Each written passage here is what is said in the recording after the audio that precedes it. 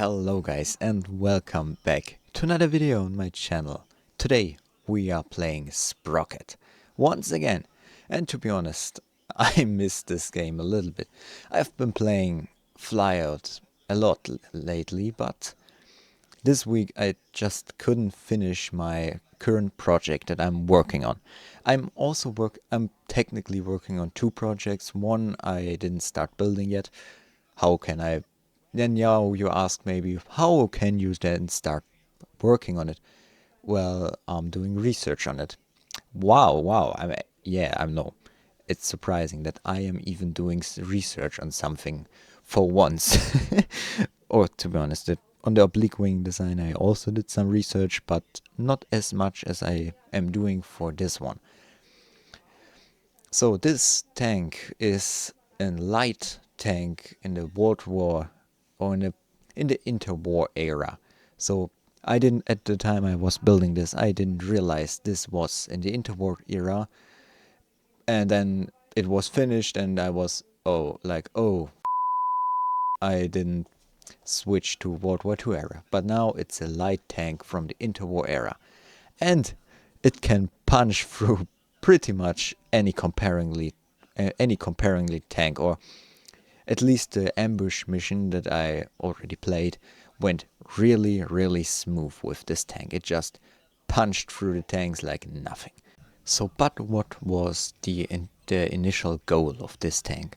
So it pretty much just was build a small and maneuverable tank for that can be mass produced, and I think I did that. I didn't use super complicated shapes or any crazy engine types. It's just a normal tank. Also one thing, due because of its small size, it can really fit through anything or even hide below cover that's not too high. And I think for urban warfare this thing also could be used. Yes, it has some disadvantages. Mainly the turret is mounted far to the back, which when you peek a corner and your turret is all the way in the back, you need to expose like 90% of the tank. So that would be one of the big disadvantages with this thing in urban warfare. But I think it's a good tank. It's not super fast, it's not super slow. I think it's the right mix between all these things. It's not super much armored, but that makes it cheap and easy to produce.